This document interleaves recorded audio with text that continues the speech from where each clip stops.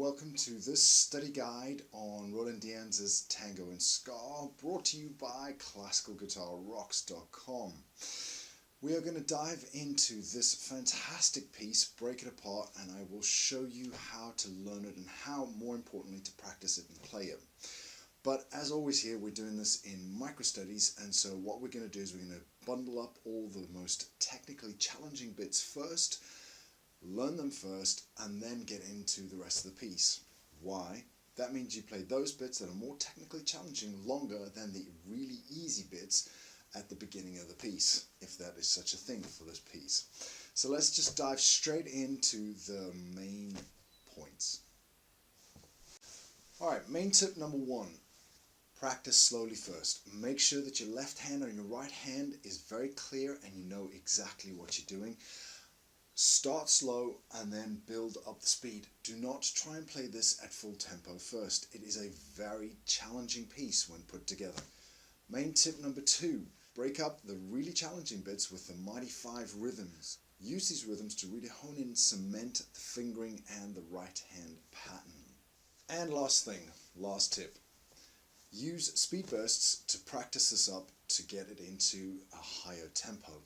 Once you've done all of that, you've learnt your fingering and everything is secure, speed burst it either in string sets or in note sets, so string sets of strings 6, 5 and 4 if we're doing the triplet arpeggio, or the first 5 notes of the little diminished run that's in here.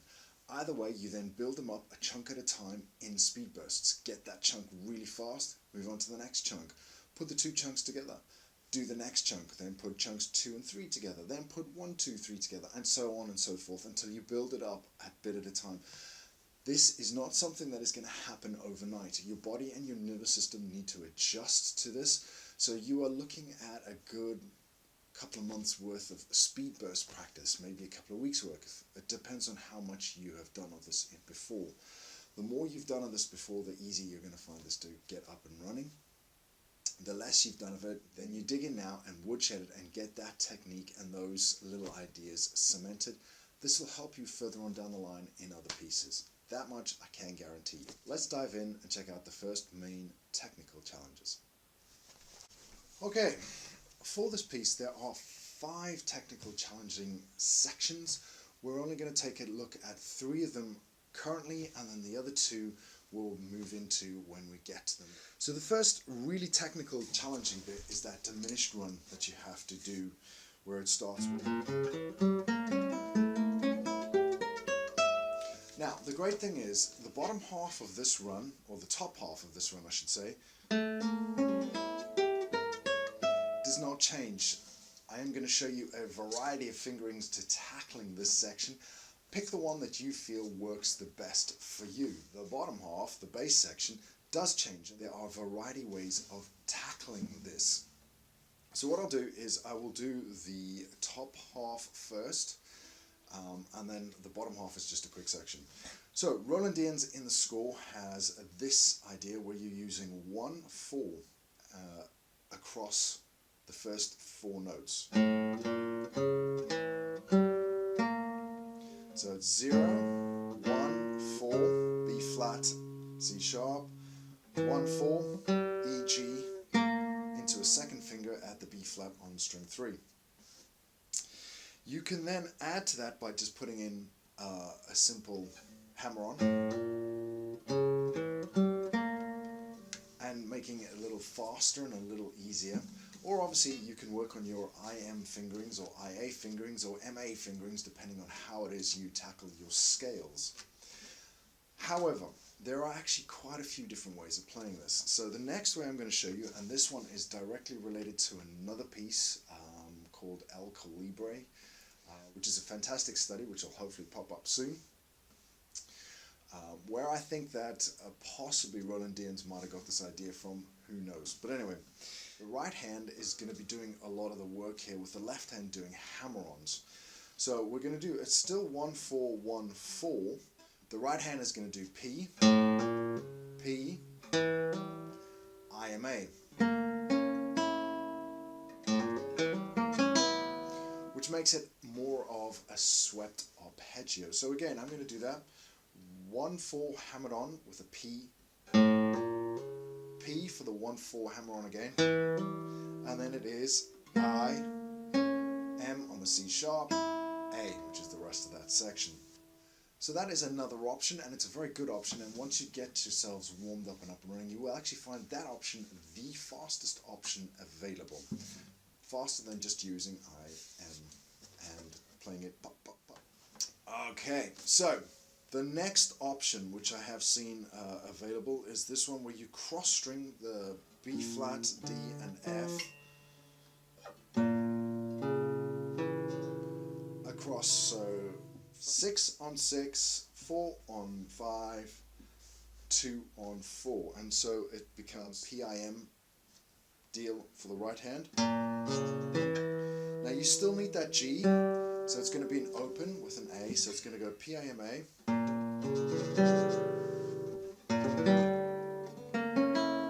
and then again same deal, there's a PIM but with the B flat, the C sharp.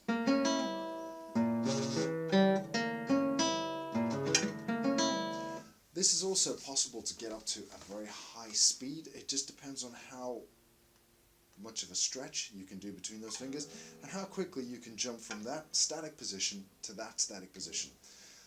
The previous two are more fluid and your left hand is not stuck rigid, which is something to be aware of. So those are the three main ways of playing that section. So I'm going to step through them each and show you how they connect to this bottom half. Now the next section, the top half, is played with a P, and you do a hammer on, A to B flat. Your first finger is going to drop down onto a C sharp, I, M on an open string. And then you're going to do that again, so it's just PIM again. And it's P,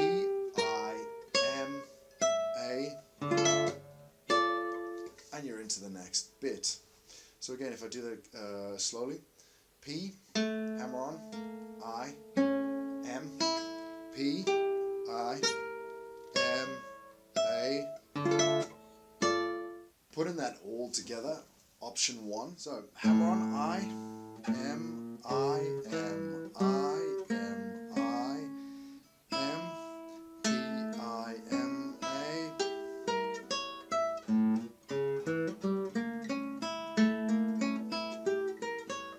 So that's all IM if you want to, and then you can obviously do PIM. Fingering option 2, so this is where your IMA are planted, so it's P, P, IMA, and then obviously IMA if you want to, or PIM.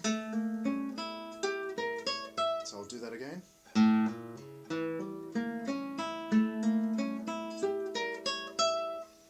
And then fingering option number 3.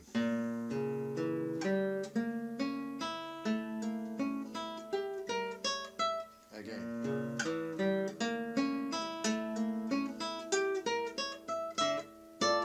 And those are the 3 options for that section. I know this is a big long bit. Have a go at them all.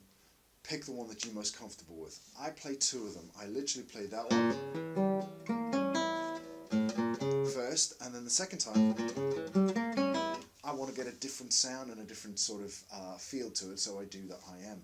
And yes, I have practiced my IM scales to get up to that speed, so it is a case of doing speed burst practice.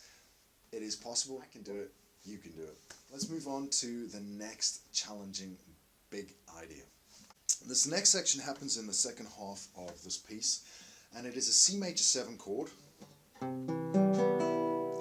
across the fretboard. So we only have 2 chord shapes. We have the top end of a C major chord, but with a 3rd finger on a G in the bass. So it's going to go 3 on 3, 4 on 3, 2 on 2, and then open strings. And then he takes this wonderful jazz chord, it's again just a C major 7, and does it up at fret 7. So we have first finger, let's start here. C at fret 10, E at fret 9, G at fret 8, and B at fret 7. 4, 3, 2, 1. So all you're going to be doing is switching between those two. But obviously being Roland Dyens, there's a little bit of a flair to it. So you're doing triplets with the right hand. Now the right hand is just going to do PIM, PIM, PIM. And I would suggest you do it with full planting.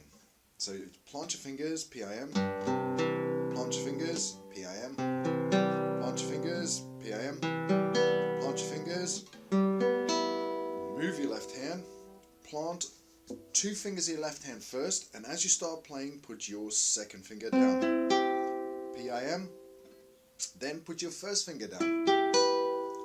So notice, once I get this up and running, I do not try and shove 4 fingers down onto the fretboard. It's really, really difficult.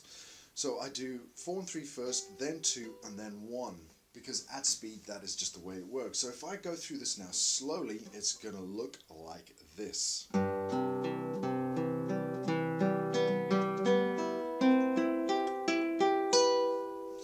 That is the first half of that idea. Again, obviously, once you've got this here, please laser ahead to fret 10. You don't need to look at this bit of the fretboard. This is a static chord. Right hand is doing most of the work. Right, so we're up here. Roland Dyens then surrounds the note. So this is just a jazz idea. So it goes B, D, 2, sweet release. And then he moves down in a series of triplet hammer-ons.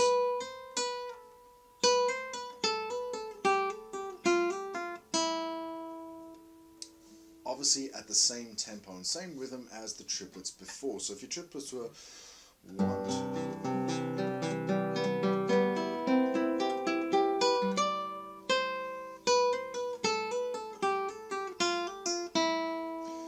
From that point, once you start doing,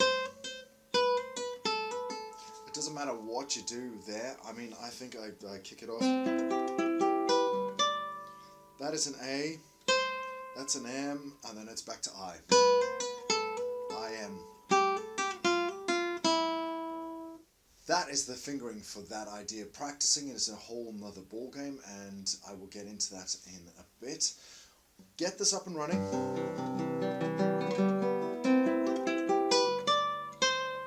Just that idea first, and then practice this one next.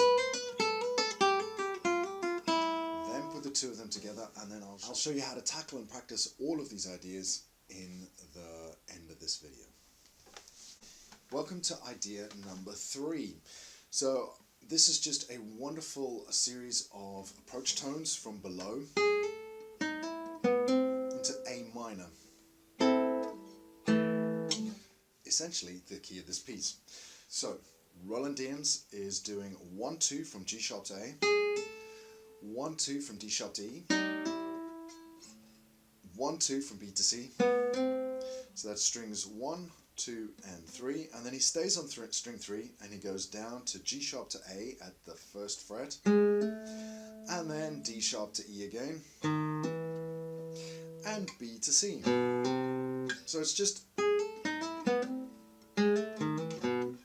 octave of the first idea, a little bit lower, and then we end on A, open A. Interestingly enough, when you look at Roland Dyens playing this, he doesn't use alternative fingering in his right hand. He uses just his I finger and sweeps it across, which is why I think he's able to get such great speed out of this.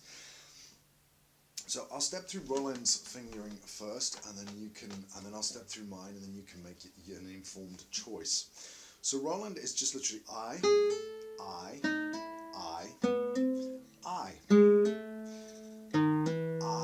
P. So again, I, P.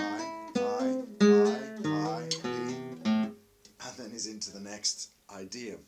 For myself, I am using alternative fingering, so I'm going I, M,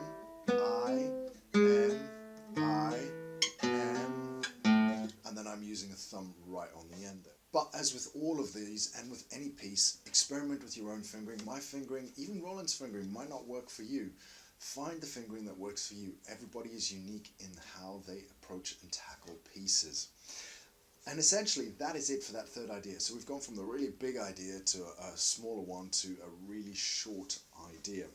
Alrighty, you've got your fingering, you know your ideas, you're happy with it, everything's cool. How to practice it. We'll start with the diminished idea. First things first, Mighty 5 rhythms to really sink home and nail home the fingering. Why? By switching rhythms, it really forces you to think about which fingerings you are using. So here we go. I'm just going to use my second fingering. Skip rhythm number 1.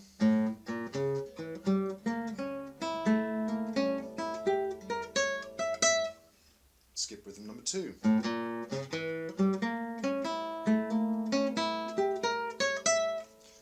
Gallop rhythm number 1.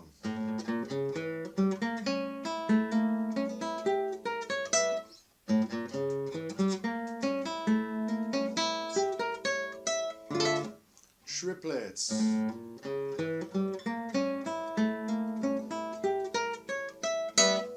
Semiquavers where the piece is. And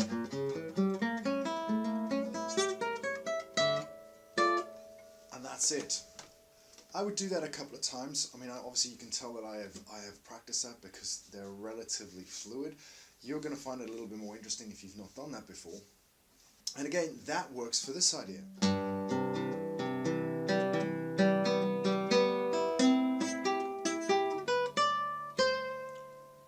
Obviously, up until that point, you don't really need to practice.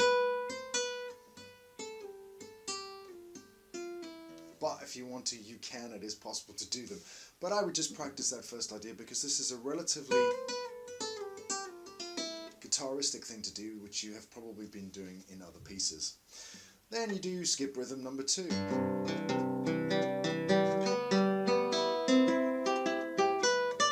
And then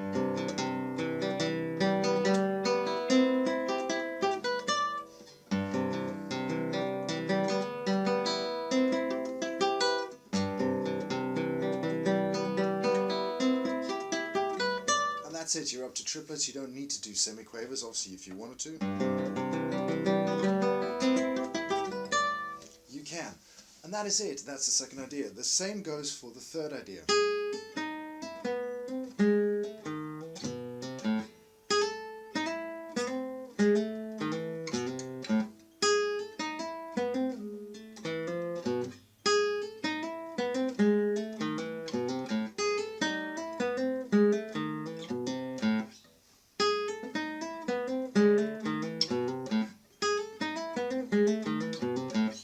That is how you practice it to really sink home and tie in your fingers and get the synchronization tight and secure. Alrighty, you've practiced your fingerings, you got it down, you've done your Mighty 5 rhythms, you're still struggling. What else can you do? Speed bursts. Grab yourselves this fantastic free app from Soundbremer. I don't get any kickbacks for this. It is just a great piece of equipment. It's on your phone with you all the time. You can do loads of extra things with it, and it's well made, which is the main thing. I have stuck it on 100, but this is quaver beats, not crotchets. So at crotchet speed, that would be 50. Roland wants this piece at 66, so that's 132 on here, quaver beats. He plays it at around about 130. Put your metronome on and you start practicing speed bursts. So what I'm going to do is I'm just going to show you how I would work the first idea, and it works the same for all the others. First 5 notes. So it starts on the 1 quaver, ends on the last.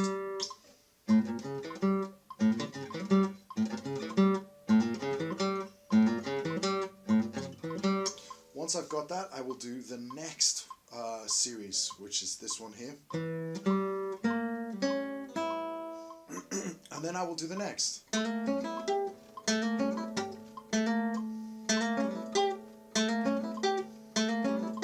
then the next. And then what you do is you put the first 2 together. Making sure that you hit that beat. So and then I would do this one here. And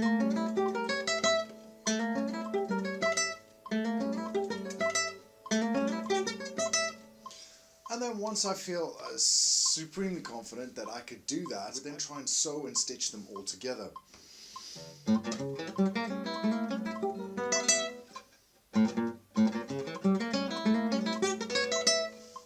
concentrating not on the notes in the middle of the beats, but making sure that I'm hitting those points on the beat. And that is the key to getting your speed bursts right. And that is key to getting your speed bursts right. Find the beats that are on the beat, on the metronome beat, and don't worry too much about the notes in between them, as long as you are even with whatever rhythm it is, whether it's a 4 or a 3 rhythm. So that idea of speed bursts and chunking it up into sections goes for the second idea too. This time we're in triplets, so, and again it's quavers. Now here in this piece, because of the speed of it, it's actually 2 sets of quavers.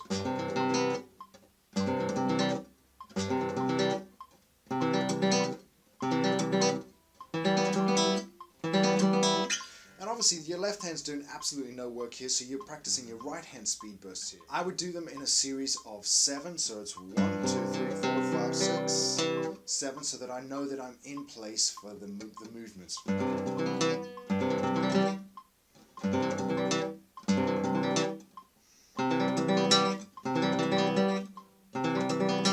And then once you've got this, I would hover over here and just do...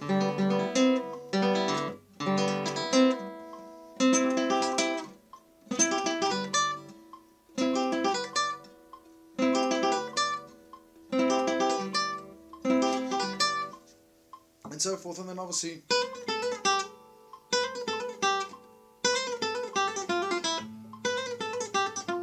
I would practice that as a separate entity, and in fact I would also do this one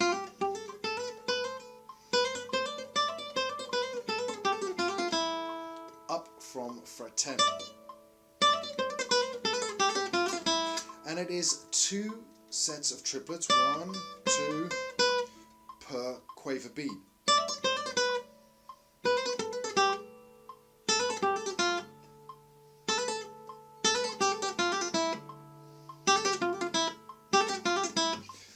Once you've got that, then you put the whole thing together and do it in a series of movements. So the first movement would be this. And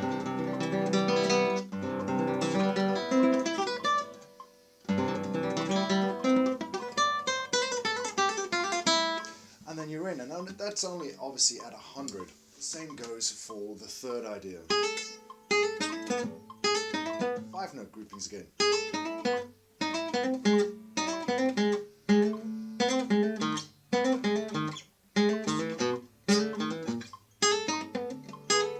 Then I would put the 2 groups together. So 1, 2, 3, 4, 5, 6, 7.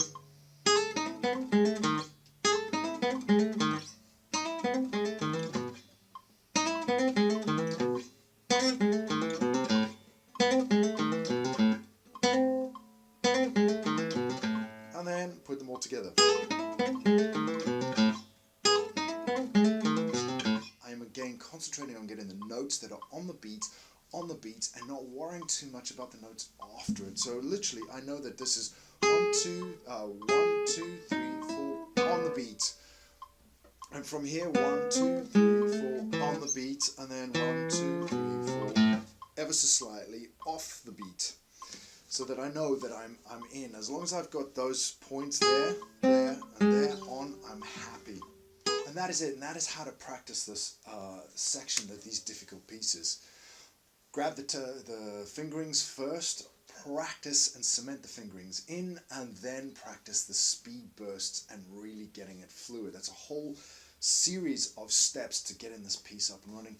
Do not think that you're just going to sit down with the music, practice it all in one big chunk, and it'll all come together. It won't. It requires a lot of fine work in little sections. Doing this, I would do fingerings maybe one day, chunking and doing the odd groupings then, and then do speed bursts the next once I've got it up and running. Eventually you won't need to do fingerings, you will just need to do speed bursts and work on that and just slowly push the wall. You will hit a wall, whatever that is, keep pushing up against it, drop back, push up against it, and you will find that eventually pop, you will pop up to the next wall. It is just part and parcel of playing and doing something at a high level and that requires a lot of speed. You will plateau, accept it, but also accept that you will be able to push past the plateau if you keep bumping up against it. Right, hopefully you've enjoyed this. Thank you very much for staying until the end. I do appreciate it. If you've enjoyed this, head over there, join up, and there are a slew of new and challenging pieces coming at you from Classical Guitar Rocks this year. Just literally for 6-string inspiration.